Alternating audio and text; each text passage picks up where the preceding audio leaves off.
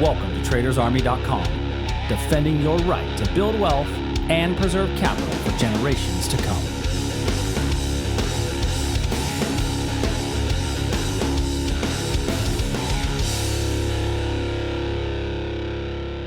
Monday. What's up, everybody? Hope everybody is having an amazing Monday morning. Welcome to today's edition of the Daily Market Commentary, where we look at the same 10 to 12 futures markets every day, and we keep the lines on the charts. And the reason we keep the lines on the charts is we want you to see how do trades change over time. Last night, we had a live trade room. So for those of you that were in the live trade room, some of these lines will look a bit familiar as some levels already met entry from last night's live trade room. That's why we do Sunday night sessions. All right, let's go ahead and get rolling. On our ES, we had a little 15-minute level, and that 15-minute level that we identified last night was this little base drop where we had seen a little bit of basing before a very strong move away. In last night's trading session, we actually opened up a little bit, basically opened up right where we closed after the big the sell-off on Friday afternoon. Price did rally up, and we rallied up until about 9 o'clock, and then we hit the supply level, and we've gotten a nice little move away. Now, if you did the 6-candle rule, it actually did start to move your way. You'd probably want to move your stop to about break even at this point. Maybe even look to take some off the table, as this was a decent little entry opportunity, but we've already hit it once. So if you want to try to use it again, it needs to switch to a confirmation entry. That level actually worked both in the ES as well as the YM. Looking at the YM level, we got a nice reversal out of that zone as well. And, you know, I say a little reversal. It wound up working for a little over 100 points in the Dow, right, as we came up to 29,116, and it traded all the way back down to 29,000. So that was a move of over 100 points in the Dow. So a pretty nice little overnight trade for Sunday evening. Now, the NASDAQ did not give us that same clean entry. NASDAQ, slightly stronger market. We may have a breakout up above this level, but until we make one move or the other, either a breakout above here or below this region, I don't think there's much reversal opportunities in the NASDAQ. Crude oil also made a trade into the gap area. We filled the gap. But then 1, 2, 3, 4, 5, 6 candles later, it had done really nothing. So you take your stop, move it to break even. And so your stop should be at the break even point at this point. If you're still in it, move that stop to break even. If you're not in it, I'd actually be okay if you want to take a breakdown below this area here, only because we see some selling pressure in our last 4 candlesticks. So that selling pressure we see on those upper wicks is indicative of another move to the downside.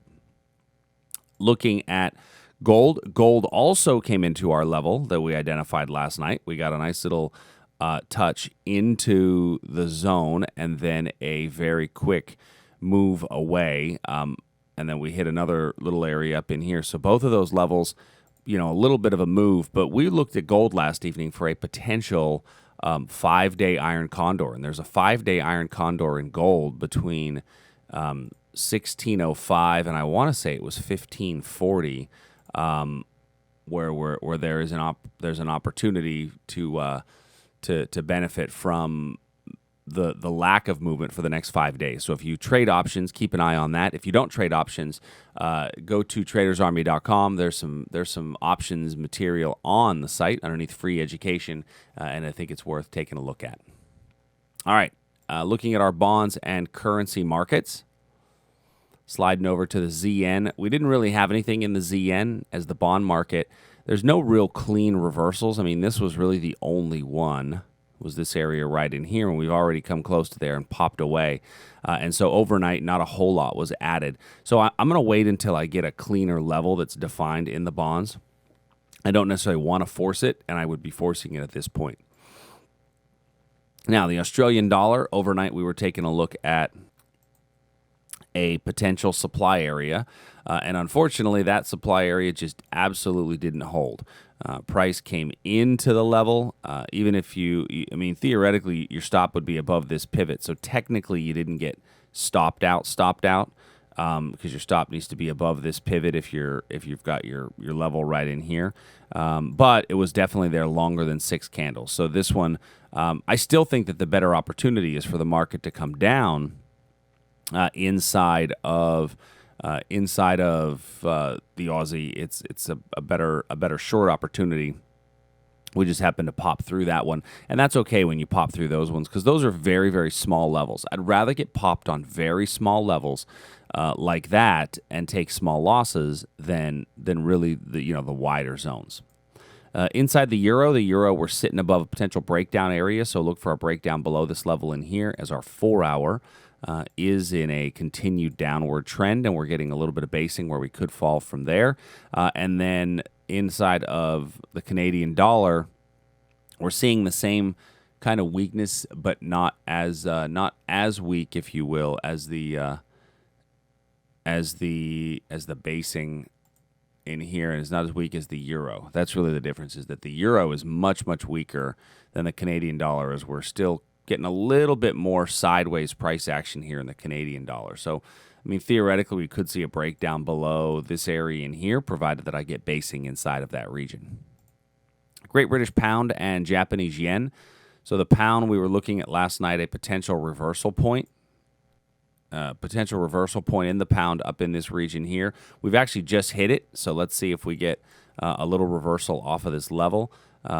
If you're not in it as of yet, you can go candle to candle on it, and it looks like a potential rollover spot in the pound. Although on a 4-hour, this would be a nice re-entry point for price to reverse and come back down.